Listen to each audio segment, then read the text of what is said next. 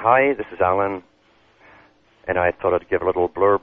Some people do blogs, I do blurbs, and I think they're a bit more effective than blogs, which blogs seem to be more repetition of what other people are blogging as opposed to talking, whereas a blurb is more like a good talk.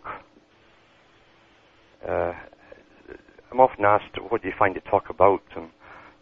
And really, in this world, there's so many things to talk about, especially the maze of things which flood on us routinely now, daily, by regular media, and the format and content of the downloading we get. It's becoming like the Soviet style of indoctrination through propaganda. The Soviet style was differentiated from every other style, the British and American, because the Soviet style talked directly to the people as though they were children. Very simplistic paternal statements which were not to be questioned, even though when you heard them, the content really made no sense. There was no interaction between words and so on. They were like blanket statements of some law being passed because of something which seemed to be totally unrelated. And that's what we have today. Now, supposedly, in 2001, although albeit the high Masonic year for the New Age really coming in, long discussed in the occult meetings of the higher lodges, in Arthur C. Clarke's movie 2001, done in the 60s, and of course the whole agenda being already prepared to go ahead with an event which had to happen, and must be, and that'll be debated forever because you'll never get the admission that it was done themselves, what happened in 9/11. It will never be given to the public unless they give it 50 years later when we're all brain chipped and don't care. And generally the Official Secrets Act, they just stamp it for another 50 years, and even Kennedy's assassination results have been locked up for all that time. That's pretty standard. So this whole New World Order had to go into effect with the cooperation of Britain. Margaret Thatcher gave world tours, and the title of her tour and her lectures was called The New World Order, and that was done back in the early 90s.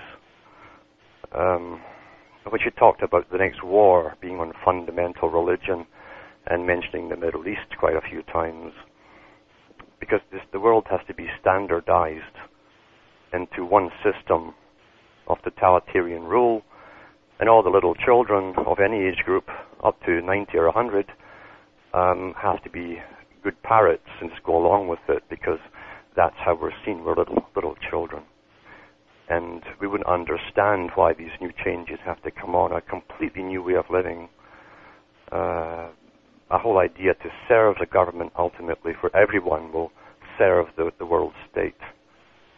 And that sounds great for the old communists, the old-time communists, but in reality, even the higher communists know that they had just as much of a class system within communism because they had the intelligentsia, and then you have the dominant minority above that, no different than the West. In fact, it's the same bunch that run the West.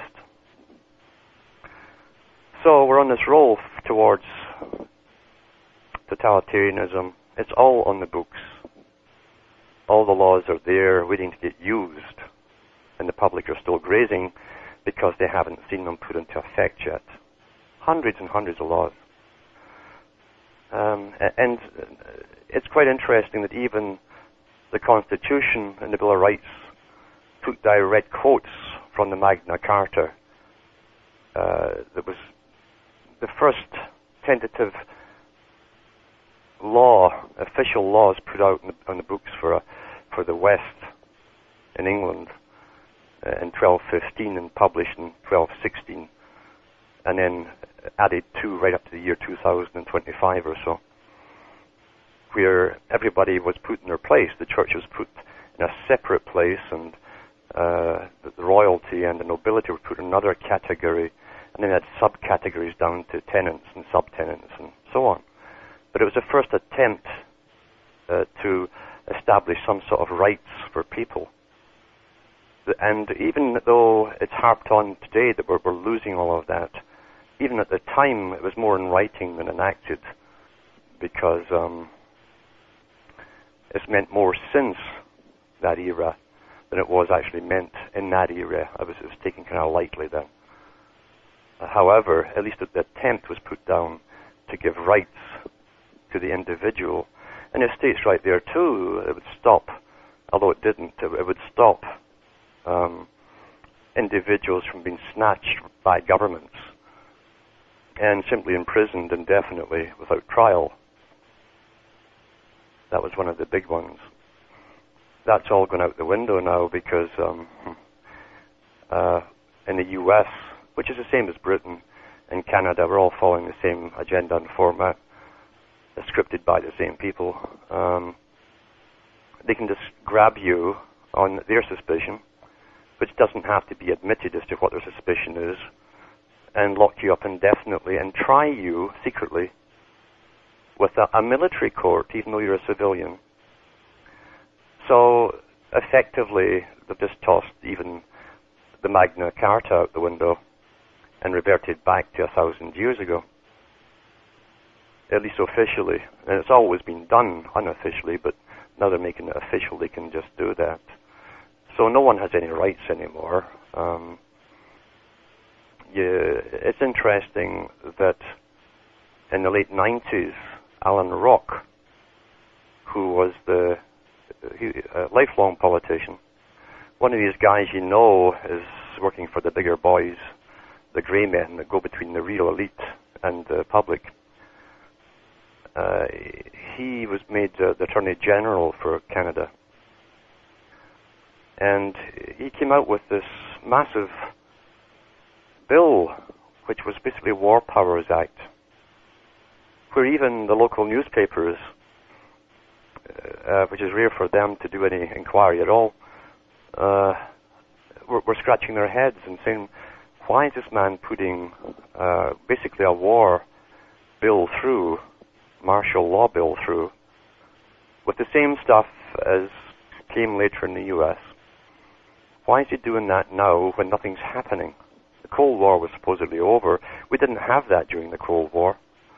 We didn't have the Bill 6166 of the US during the Cold War. So why are they doing it now? We never had it during World War II. Why is it all happening now? Because of one supposed caveman hiding out in the hills between Afghanistan and Pakistan. So the real reason, of course, is nothing to do with him.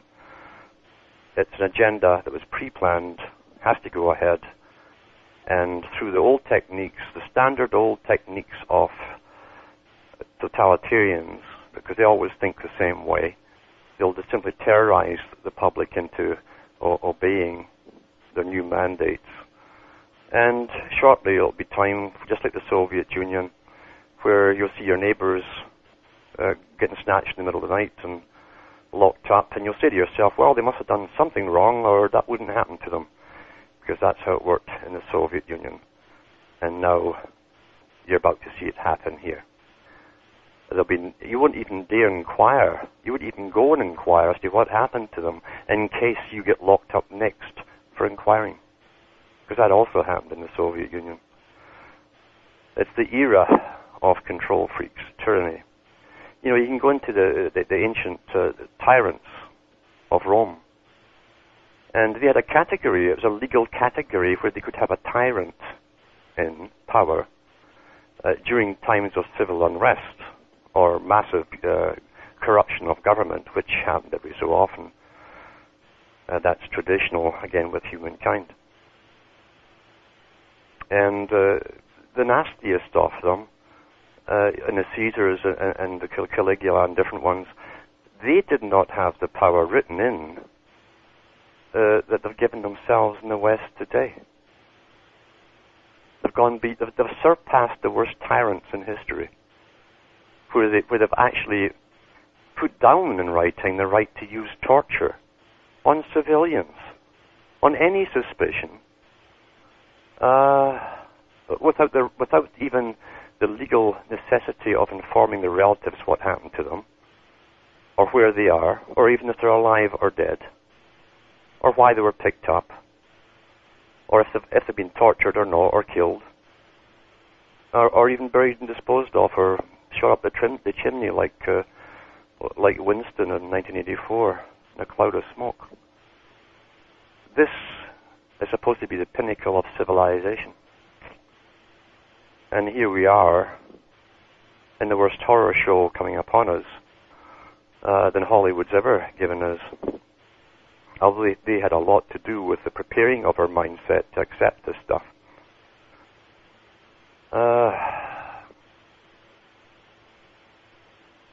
What's happened to the people, and why are they so sure at the top that the public will accept it? Because they are confident the public will accept it.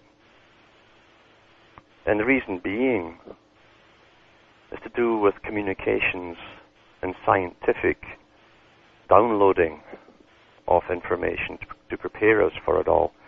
We've been getting prepared most of our lives for what's coming. And again, Hollywood has done a great job. TV dramas and have done a fantastic job. And today the public can't really tell the difference between fact and fiction. It's all one big mush. It's hard to differentiate what we're given by the one-eyed monster, Lucifer's eye there, you know, the eye of Ra or Horus, the television. It's hard to differentiate what's factual anymore, what's real, especially when you watch so much blood and guts and even of course in the dramas are given you for cops and stuff. Well, the cops just have to break the law themselves to get the bad guy. And if that means using torture, well, that's okay, because we're going to save lives by using torture. And this is how it's been projected into us. And we don't even question that, because it's done in a fictional form. And in a sense, a lot of people will equate torture for a good reason. Well, it must be for a good reason. So here we are with a modern version of an ancient ritual of torture and imprisonment, snatching people out their homes or off the streets, at one time they called them dissidents, now they're terrorists. If you have a thought that's not politically correct, well, my God, you're a terrorist. You have a thought crime, Orwell's thought crime. How would you eliminate thought crime? Well, you just make sure that most people cannot think, and you'll have less thought crime. The terms that are used today came out of the big laboratory called the Soviet Union. We have direct translations of phrases used in communist Russia. And political correctness is one of them, directly translated from the Russian. Anti-government is another one. That's a term that first started to appear in the late 90s, very, very subtly at first in the media. Anti-government, you know, which is an odd phrase when you think about it, because it meant that now if you criticize government policy, you're anti-government rather than simply criticizing a particular policy.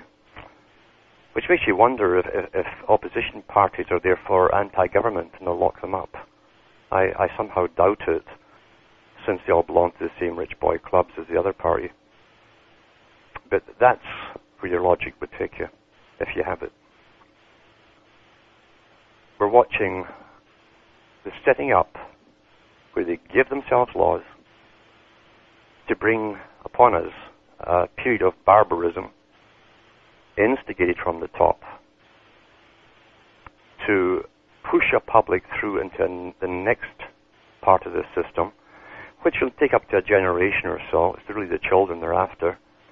And the children who are weaned on video games to do with killing and slaughtering and torturing and all that kind of stuff will say to themselves, well, there's only two choices to make in life. Either join the winners, because I don't want to join the losers, and they dream of wearing their black outfit and their little submachine gun and jumping through windows and killing people. They'll be the good guys then, you see. And it's all been done through scientific processes of fiction and drama, where the good guys now used to be called the bad guys. People who wore masks in the past used to be called bandits. Now the guys who wear masks and wear black are the executioners, but they're good guys. They're good guy executioners. Really, they started this whole format of getting us used to the SWAT team type cop was with that New York NYPD Blue series, where they give every character, even the SWAT team leader, a sort of human characteristic, and eventually you sort of, well, you understand him, he's not so bad. And then you forget what his real purpose is, because he wouldn't be in that job, which is ultimately to go in and kill people, unless he wanted to be there. It's not a job you put down on your, what you like to do. Oh, I like to go and kill people. That's okay for special forces. We can always recruit the psychopaths for special forces and then lock them up when they're put into Civvy Street, because they might kill people at home. Unless the government uses them covertly, and that's still okay. We're really going ahead into this, and the public are slumbering. They're fast asleep. Those who understand this much of what's happening are naturally afraid. And they know they'll be the targets. Those who are asleep have no worries, really, because they'll probably go along with everything and anything. And no matter how ridiculous the reasons are given, they'll do it. That's the history of humankind. The boys at the top employ think tanks by the thousands to work out all these little snares and problems and snags to make sure they have plain sailing. And they bring in professors of history. They bring in top sociologists and psychologists. Not the little guys at the bottom, I'm talking about the big boys at specific universities. And they always have used these people because they know that what's happened in the past, what's worked on the public in the past, can be repeated if they know the formula, how to bring it on. And Plato talked about that in the Republic. Whatever has been done or people have been encouraged to do in the past and has been successful can always be reintroduced in the future. And as long as you know the format, you do this first, you do this second, you do this third, then the public will respond in kind and do exactly what you want. It's almost a mathematical sequence of various formats. That's how it works. And think tanks have this kind of data. They live on data. The information age, it's really information on human behavior. They got this initially from the first big advertising companies that were thrown up, especially in New York, who had to find the weaknesses of people because advertising wants to make you do something you hadn't thought of doing yourself, so that other ones who pay for the advertising are going to profit by it. So they have to learn the psychology, your weaknesses basically. Male, female, age groups, male and female, right down to teeny boppers. They even have a different category of advertising now aimed directly at pre-pubertal children. You see, specialized categories, so that those children will nag their parents to get what they want. And it's not really what they want, it's what they've been told they want by the big advertising agencies, who understand them very well and put these ads across in a way a person of that age would understand. But they don't understand they're being manipulated, you see. We live in a world of mass manipulation. It's interesting that even Madame Blavatsky, who was a theosophist, and gave away some proofs that she was just a front person for the bigger powers. She said, one of her last speeches, that she saw a time coming when a science would be used on the public, which could manipulate their very thoughts, and the public would be unaware of it. It would be the most powerful tool ever devised. And she certainly made enough mistakes in her life, even as a front person. It just proves that that's all she was a front person. She didn't understand the whole agenda herself.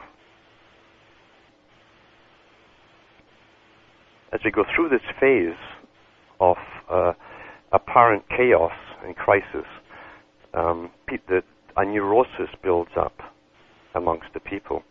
And it's encouraged as well, because fear makes people obedient. But throughout that fear, they turn to all kinds of things to try and find some relief, some escapism.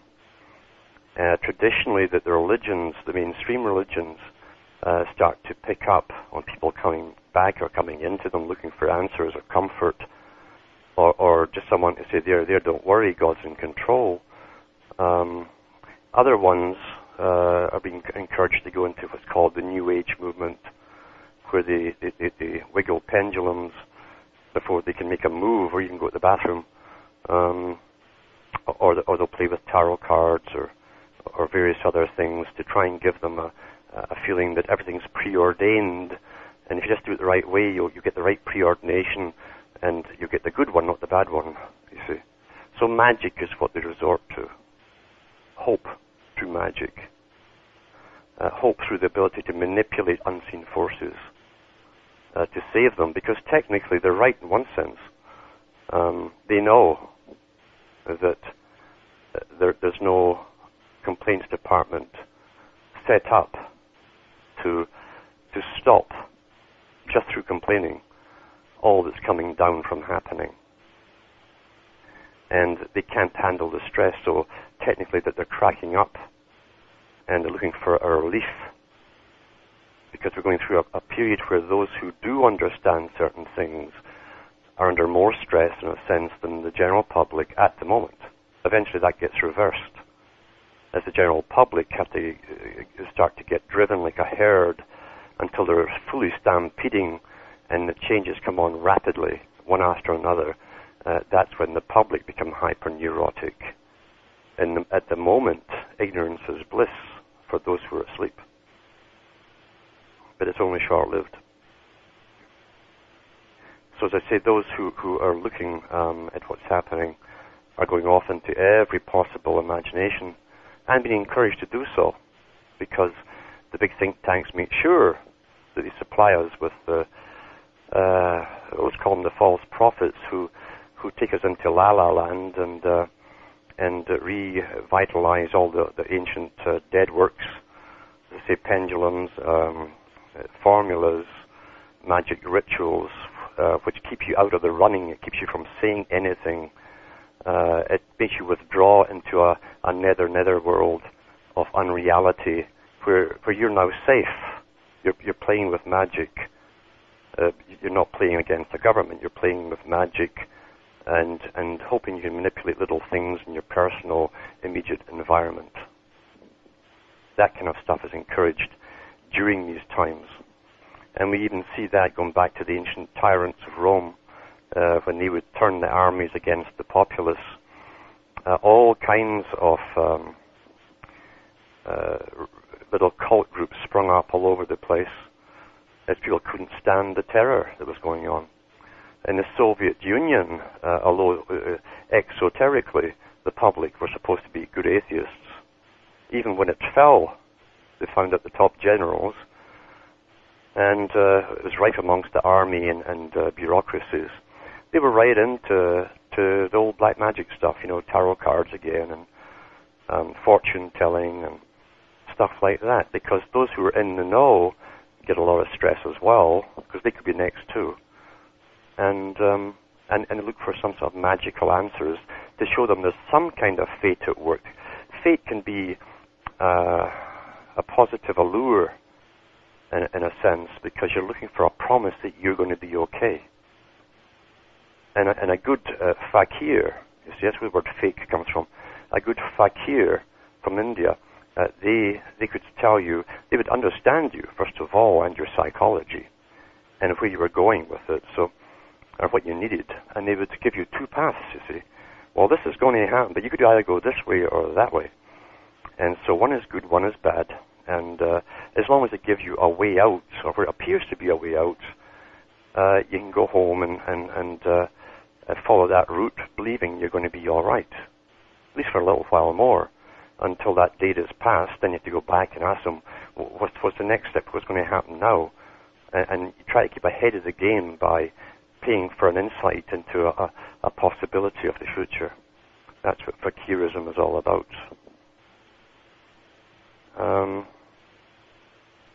That doesn't mean to say that all psychic ability is fake. It's just, but most of it is when it charges money. That's the sad truth here. There's a lot of psychology involved. And if you want to go and study it, you study it yourself, because you'll find that for yourself. There's a lot of psychology to do in this whole movement of supposedly the paranormal. And once you start to understand the formulas and techniques that are used, it'll dispel some of the myths that you might have believed yourself. Now it'll make sense why they could know this, or appear to know it. And most of the time, they didn't know it. You're jumping on a straw which is painted many colors, and sure enough, one of those colors is the one you thought it was going to be. You just don't have to see all the rest of the colors, because it was painted that way for all the other decisions you could have made. So this is a field in itself. Normal psychic ability should be present in children. That's why the youth are guaranteed always to be a ready market for the occult, because everyone goes through it. Every teenager is fascinated by that which fascinates them. The invisible world, the possibilities out there, the possibilities of forces. And so you can always manipulate. It's a good income for those, the same as in religion. It's a good income, a guaranteed income, because all teenagers will go through that phase. And so you have the same writers or new writers using the same old stuff from old books, just rehashing it, and they'll get a guaranteed audience of those who want to be fascinated. But it never gives them a lasting truth. It just fascinates them. It's like an addiction to chocolate or sugar or whatever for a while until you grow up. And then when you grow up, you're into the world system. Any natural abilities you had generally are lost, any psychic abilities, as you start to get worried and you live in a daily strife, trying to make marriages work that can't work because the system has made it so. It's made it so. People get married for hormonal reasons. They're still trying to emulate that which was before. But neither male nor female can make peace with each other anymore. All the rules have gone out the window that made it work before. It was forced before. They no longer apply. When the hormonal haze wears off, then you'll find there's a stranger living with you. And he or she has been conditioned through the media to tell he or she what they want.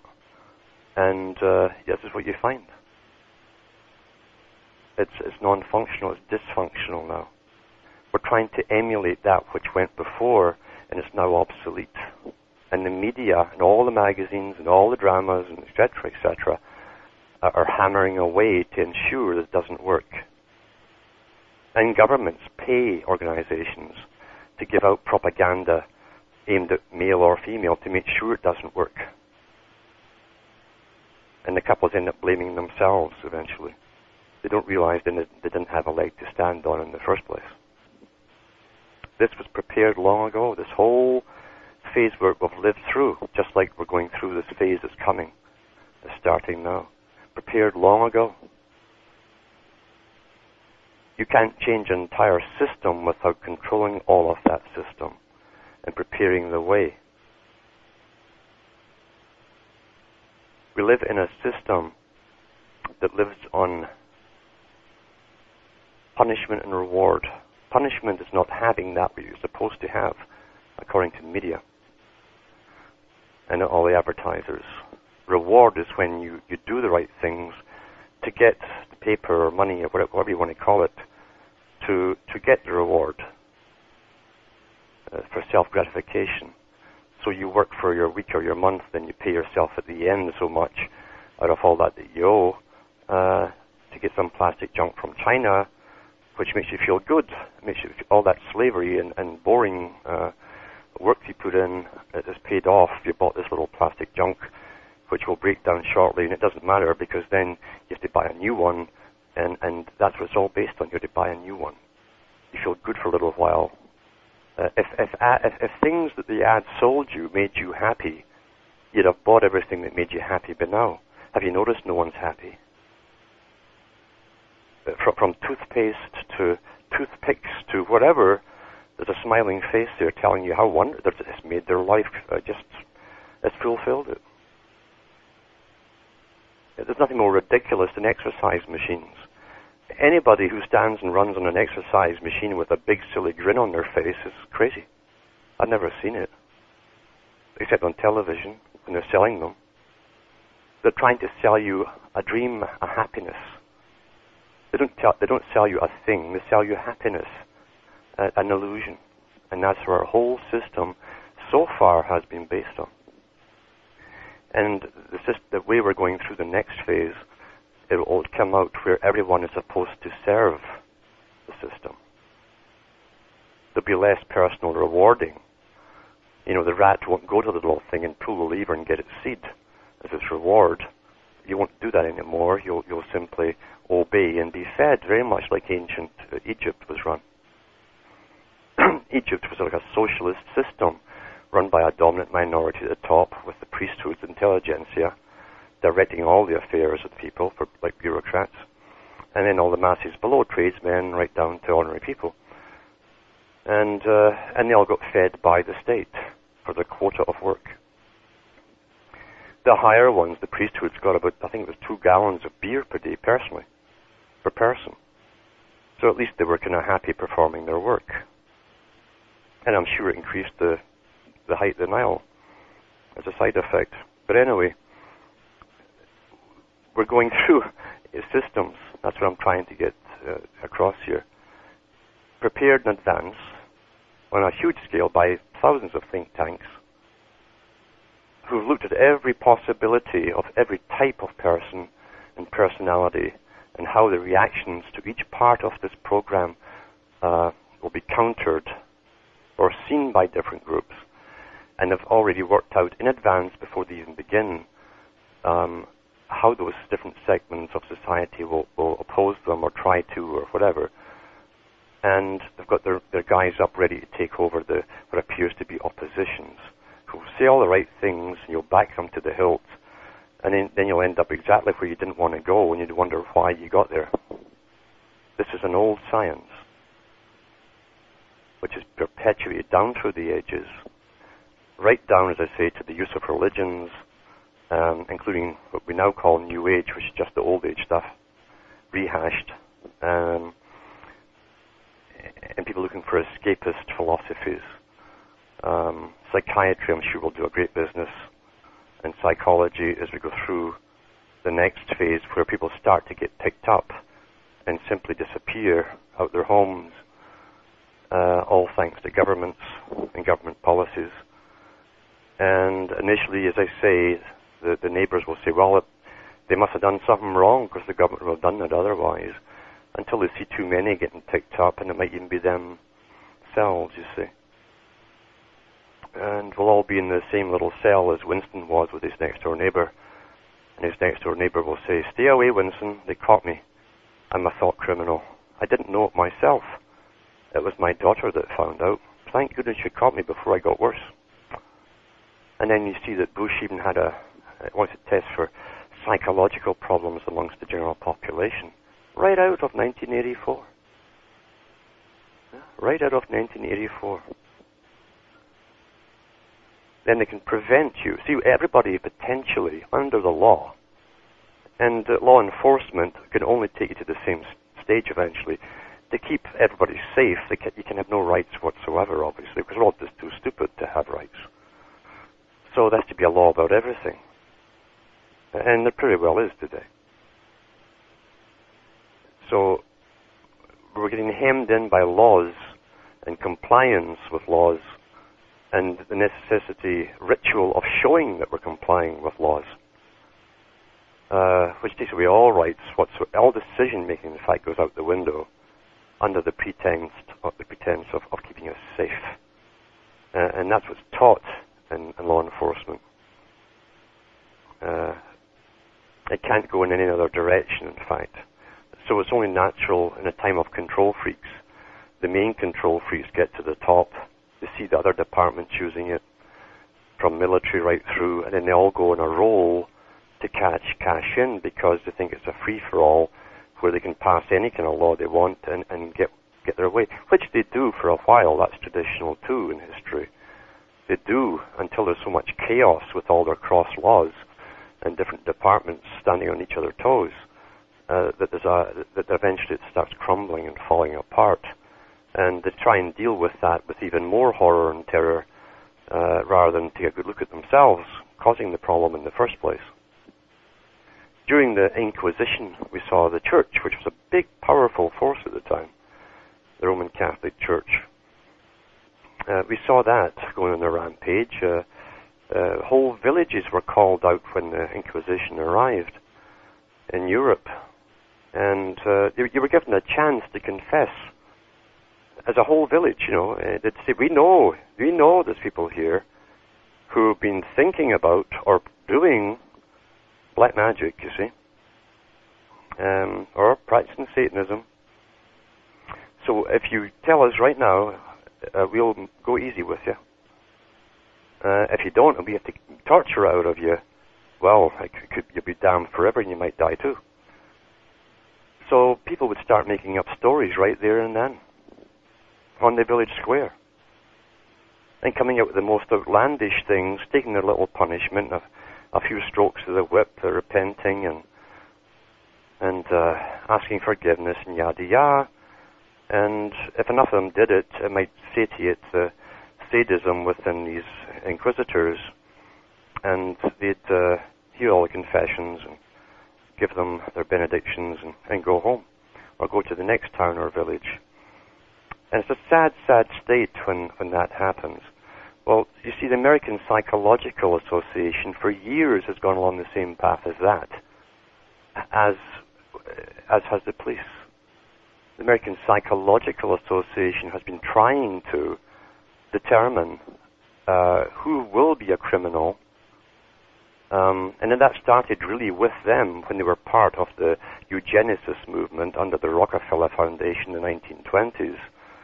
It's now called bioethics committees, so it's much more gentler and society-orientated, but it's the same thing. If they can just look at someone or look at their blood or their DNA or whatever, they might just be able to tell you how you're going to end up, catch you before it happens, and program you, you see, indoctrinate you into who they want you to be, rather than let you allow yourself to come to what you'd like yourself to be by yourself. So the American Psychological Association has said many times in their publications that everyone's a potential criminal, which is true if you go straight by legalism and the terms of legalism. If it's a crime to defend yourself, if someone's going and trying to kill you, and you defended yourself, then technically, yeah, you're a criminal. And since everything that lives, even mice, will scratch the noses of cats if they're cornered, they're trying to fight to the last. A rabbit will bite you if you put his hands down its burrow to protect its young. Well, they're all criminals, you see. So you can make any natural action a criminal action, and they have been doing this piecemeal, little by little, for the last 20-odd years. So until they make you the new world Soviet man, which is just a robot, basically, who's predictable, then the world can't be safe. And all we have to give up is the right to think for ourselves, react as any living creature should react to save its own life. That's all we have to do, is give that up and kiss the ring of the king, and they'll go easy with us. Isn't it odd how tyranny and tyrants and megalomaniacs never change? Never change. Until literally human nature changes by some other means, it will always repeat itself. and phases. Because tyrants always rise to the top. Those normal people don't look for power. Only the real criminal class go into politics. They crave power. They're good liars. They're psychopathic. That's why they lie so readily and easily to people, and they don't blush when they're caught in a lie, as a normal person would. The super ego takes over a psychopath. They run on ego. You can call them the worst possible things, and it runs off their back like water off a duck. That's why they go into politics. But as long as they know what the public want to hear, they'll tell you what you want to hear. They'll do something differently, but they'll always tell you what you want to hear. And those same people fight like cats and dogs amongst themselves in the most sociable way, as they have drinky poos and clink glasses at the cocktail parties, and smile and put on all the fakery towards each other, because each one wants to get above the next by crawling over them. They'd love to see their opposition crushed so they can get up there. You know, king tyrant. That's the real world that they live in. There's no compassion of any kind. It's a psychopathic world. Now, how can a psychopath feel safe in a world where he knows he's abused everyone else? The only way you can feel safe is by causing terror on all those beneath him. Standard, routine, perfectly understandable. And we're seeing it being enacted now by a small group, basically, backed though by the bigger powers. And they're on a roll. 6166. Bill 6166 in the US. 6 ones are 6, then you're left with 6 and 6. And they love to play these little silly games out of the Kabbalah on us all the time, because we're such idiots, you see, and we just don't know what they mean, And they love to throw that little religion in our faces.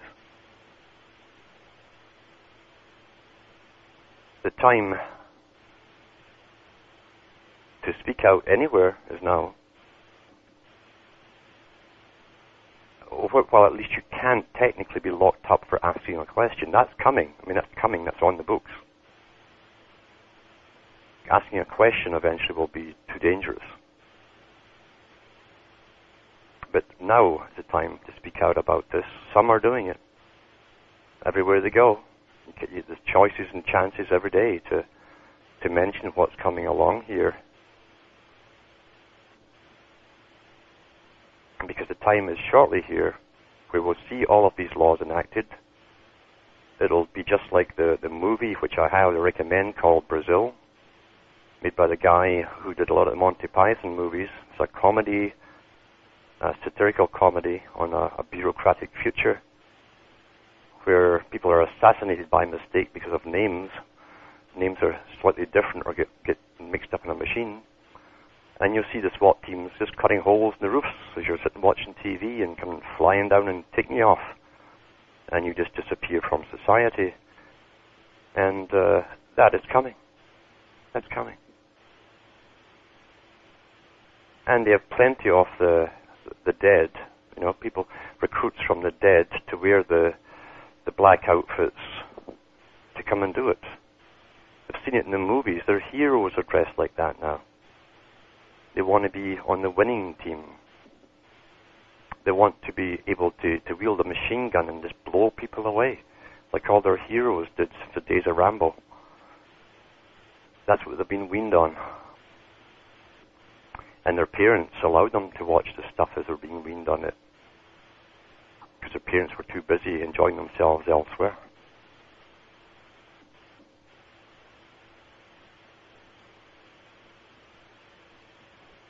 What are you going to do about it?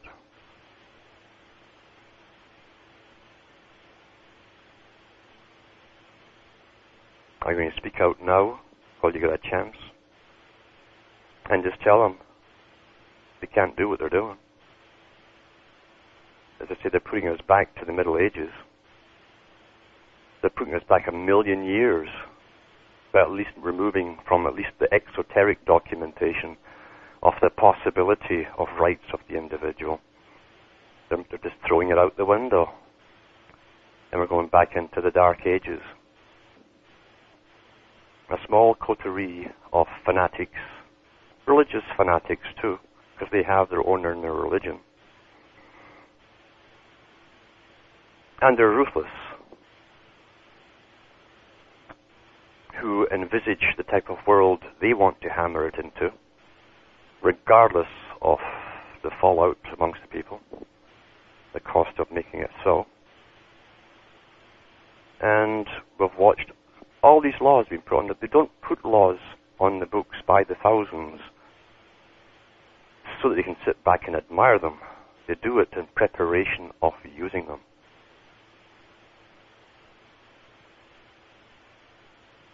People often ask, is this just a physical thing? Of course it's not a physical thing.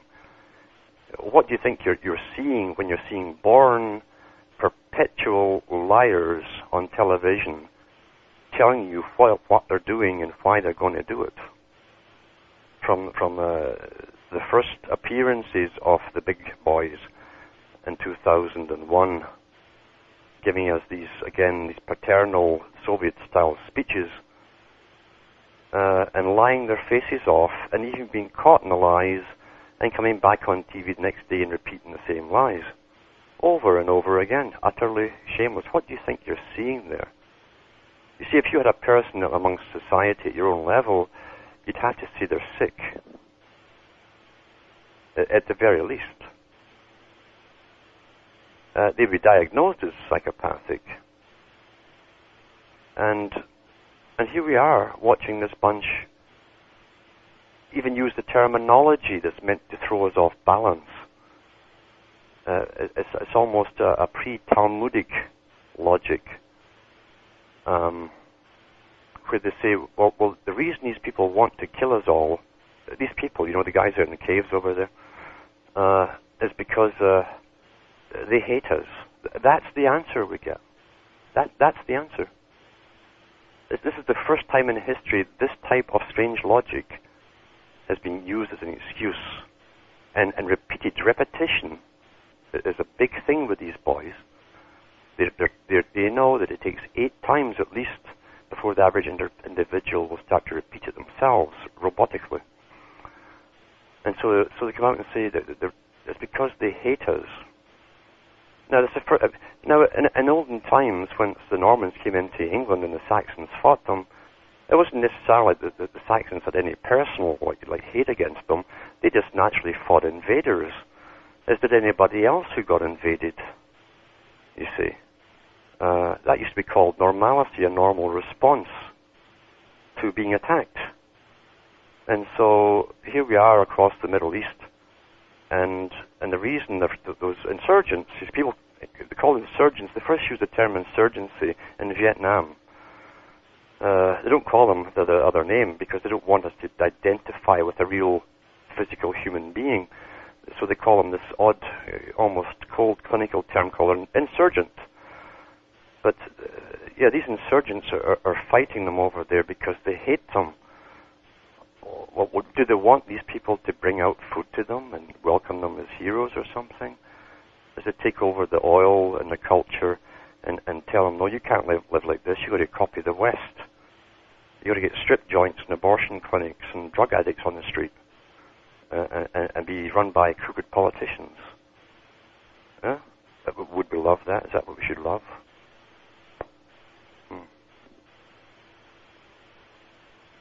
And it's no coincidence they're using this term hate, because that's been pushed for the last 10, 15 years through school, because it was that generation who are now in their 20s, and in the armies and so on, who never questioned that word, hate, the anti-hate laws, and anti-hate. They thought it meant something else. Now it's being broadened to encompass anybody else who doesn't agree with you. Hate, you see. And I've studied history. I've never found where someone who was the hero of his nation for defending it was called a hater. It's a brand new phenomena. brand new phenomena. Or would really all the Arabs in the Arab countries, is there something wrong with them for being angry at people who've come in, taken away their culture, try to take away their way of life? They've got UNESCO in there to indoctrinate the children and to be the first westernized Arabs, so they can be the ones to grow up and they probably run the businesses of the abortion clinics and the strip joints and the drugs. So yeah, I mean, should those people love that? So with the use of words, again, something else which George Orwell warned us about. When the dictionary gets thinner and thinner every year until ultimately that it'll be so thin you won't have the words to express yourself and you can't convey a terrorist thought, you see, and a thought crime, because you won't have the vocabulary to get it across to anybody. That's called linguistic minimalism. So they said these are plus good and plus bad and so on like that. Ungood, good and ungood, and all that kind of stuff. We're seeing it being used today. And Orwell wasn't a science fiction writer. Orwell worked for the big boys. He worked for the BBC during World War II. He said in his own biography, he says, I had to lie to the public, he said, to make them believe that the cheaper cuts of meat that was available during the war, all the ration stuff, all the stuff they'd normally throw away, was actually better for them than the stuff that they'd had before. That was the Department of Propaganda. And that's where he realized that by the terminology that they were trained to use, they could convince the public of anything. And we're seeing that technique used today. At least Orwell got out of it. He didn't agree with it. But luckily, maybe for us, he could tell us what was going to happen because he was in on it. He was chosen at university, at Cambridge University, and trained for his role in life, but he stepped out of it. Most go along with it.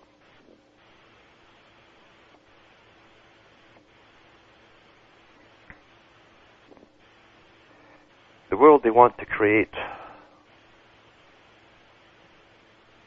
is just another deviation on the deviant society of today. What we think is normal life is a deviancy of life because the cities were the first things that they built that were unnatural. Anything that's unnatural to begin with can only spawn off another generation of more unnaturalness or deviancy. And that's why Plato called them the beehives. These would be the beehives of the agenda of the plan. You couldn't do it normally.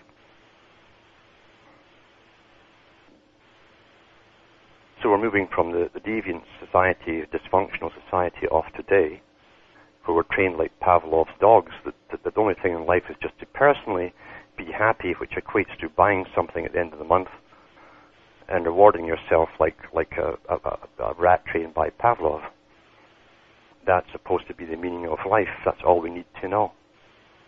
Say they, you see. The rest of the time, they'll entertain you to death with other people's ideas.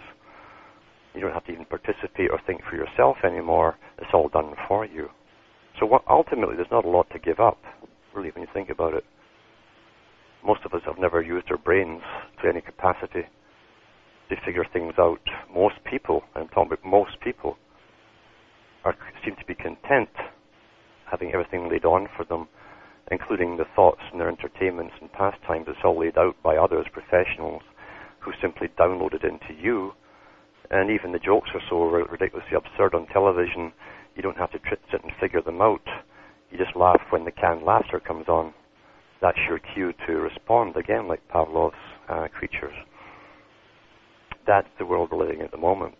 This is an unnatural system. So we're just moving from one unnatural phase to the next unnatural phase, from one form of deviancy to the next deviancy. We're so far removed from normality, we don't know what it is anymore. Anthropologists and zoologists, the big sciences that came in to help manipulate us towards this agenda, And they banked their hopes on these people by studying human behavior, how we could manipulate it en masse. And they look at the so-called arrested cultures that are still quite happy making their own stone axes and living with the materials around them, and they don't have a profit system. You know, they make everything they need. They seem to be living quite in harmony with nature. They're not destroying nature in the process. Only profit does that, and greed. And we call them arrested civilizations because they haven't wanted or had that deviant need to go on to any next phase, you see. They have a full meaning of life, which we don't have anymore. They discuss their dreams in the Amazon when they get up in the morning, round a fire.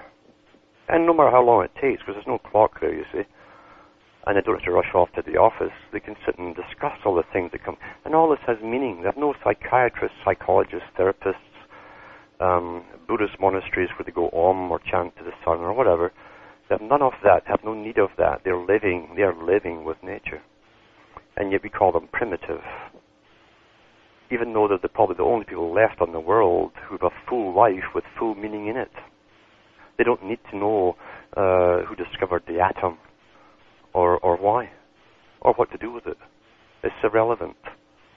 Or who are the main composers of the 19th and 18th centuries. It's all irrelevant. They have more going on in their heads than you could ever imagine. And it makes sense to them. But we call them arrested civilizations.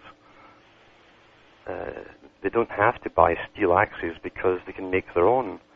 If they forget to make their own, they're dependent on a system. They know that. And they pass on traditions, oral traditions, to each other that give them meaning and it makes sense to them.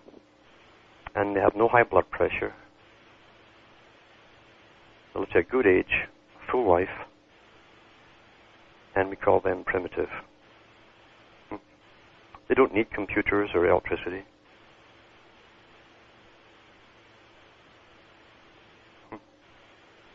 So, yeah, this is where we are. We want to destroy the last of all of that. Those in between, and of course the Arab cultures. We're going to standardize everything into the same system. It started with no child left behind.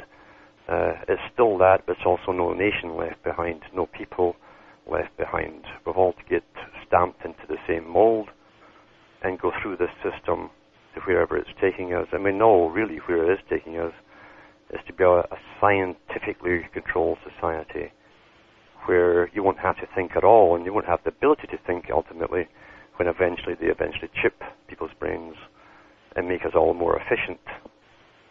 Hollywood goes out the window, you won't need that anymore eventually, at the final stage of it. And you'll be programmed. You could be a plumber one day and an electrician the next, and not even remember one or the other. And you go into a little cubicle like 7 of 9 in Star Trek, and be recharged for the next day. That's their brave new world.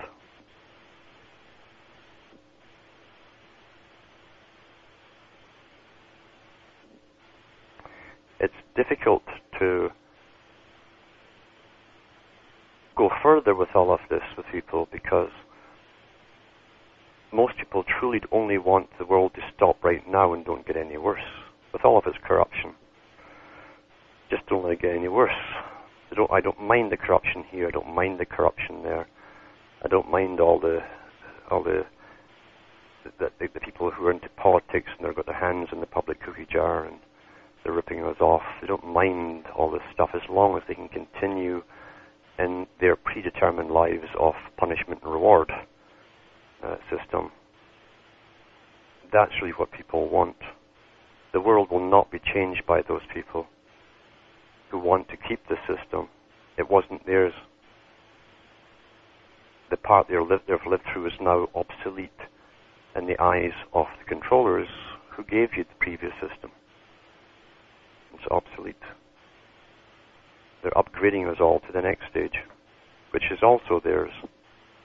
we tend to stop and fight to retain that which is familiar.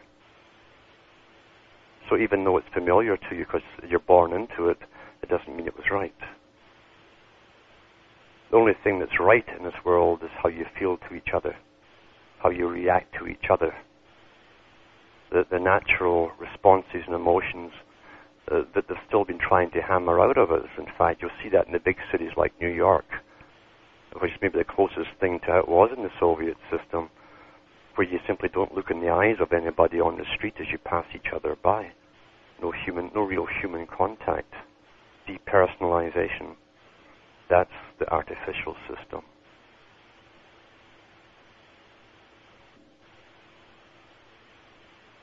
It doesn't mean that people have to be great, eloquent speakers.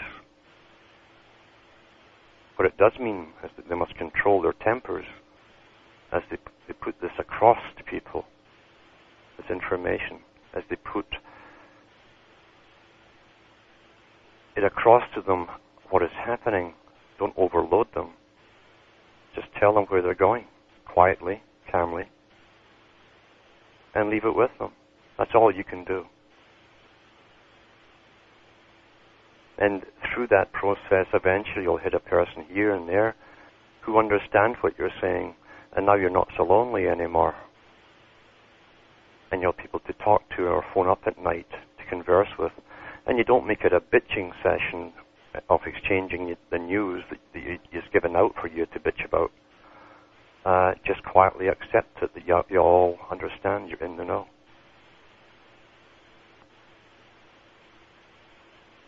Because knowing what's happening, as I say, takes away the old story of ignorance being bliss. You can't have this ignorant bliss anymore. And you can't go back to it either when you've opened Pandora's box.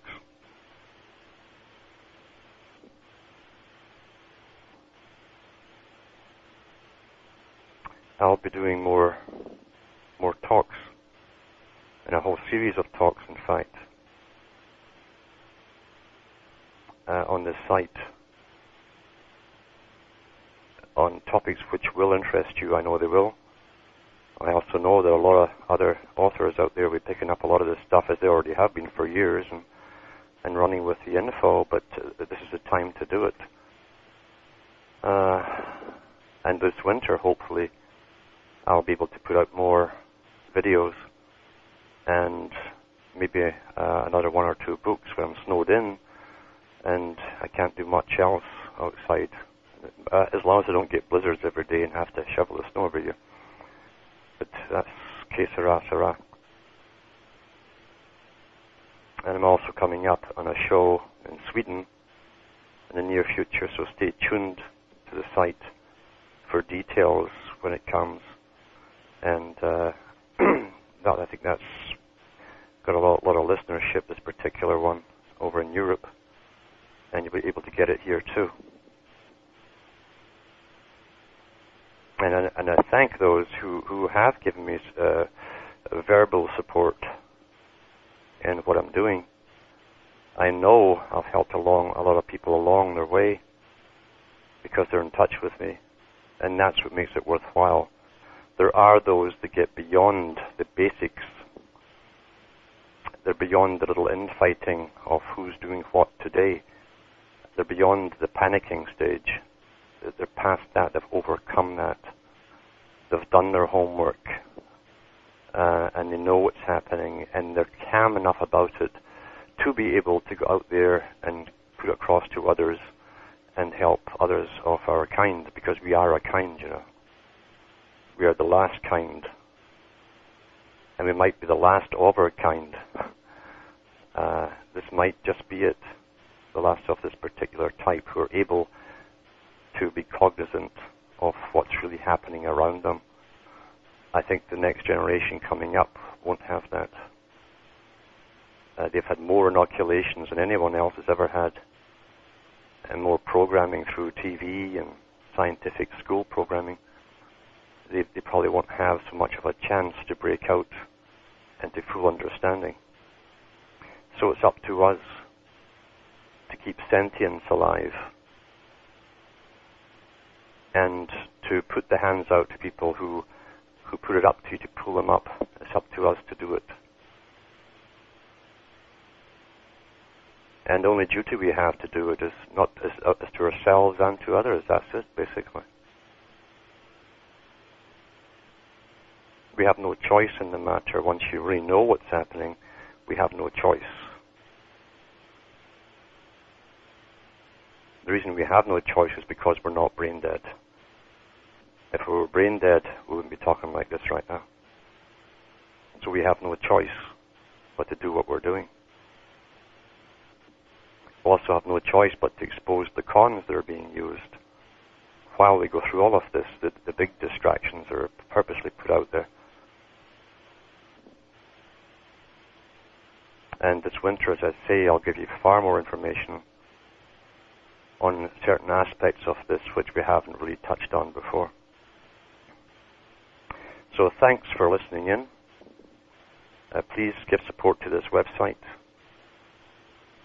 And we'll talk to you again. All the best.